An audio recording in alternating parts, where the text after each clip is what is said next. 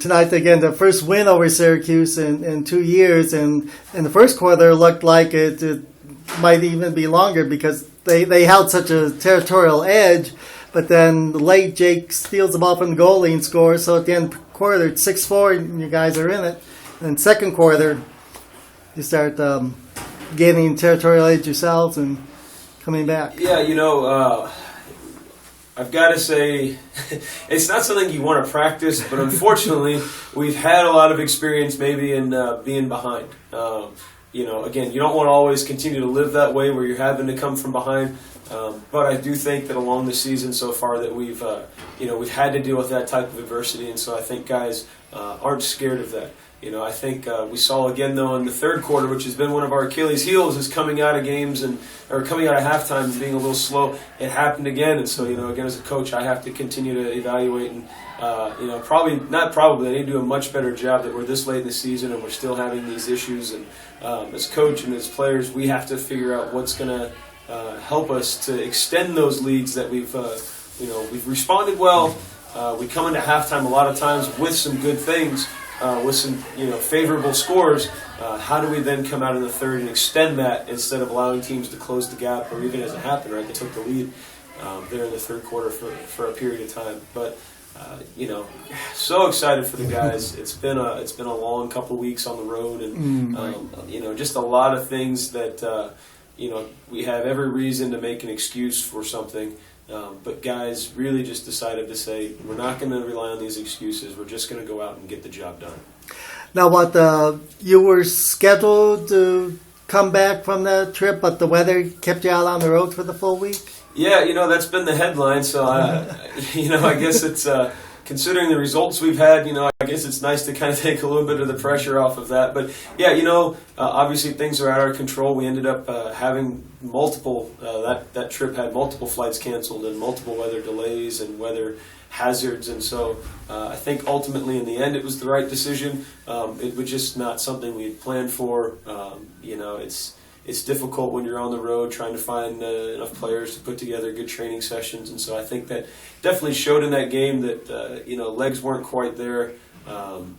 Sharpness and things that we would normally have a chance to work on in training, we just didn't, just because of the fact we didn't have the numbers. So it was nice this week to be back home. We had a good week of training under our belt, and I think that it showed in the result tonight.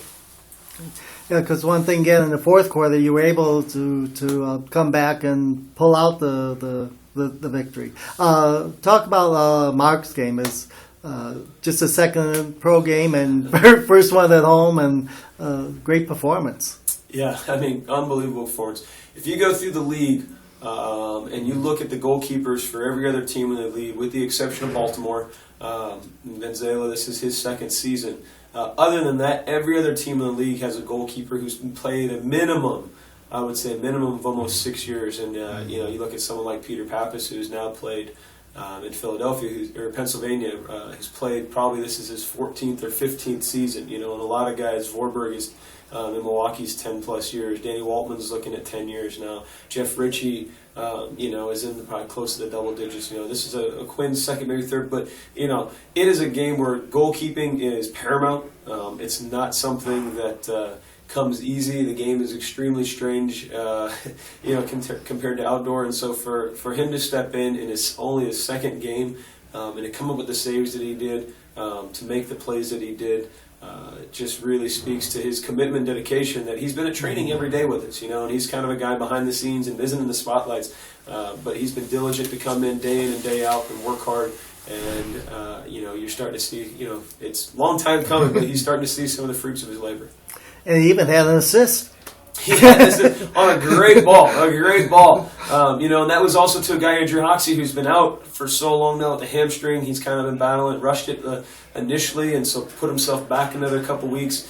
Was a little bit on the fence. I know mentally he was a little unsure if this was the right time or not, but watching him train this week, he looked good, looked strong enough to play, and he did, and he goes out and scores a great goal to really get us going early.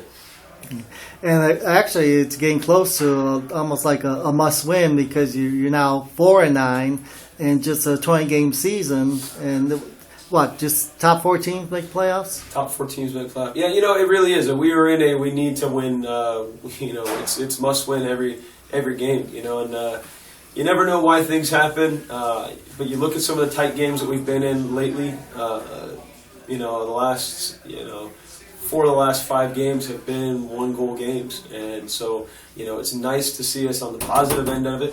But also it's just been great lessons and great learning for us.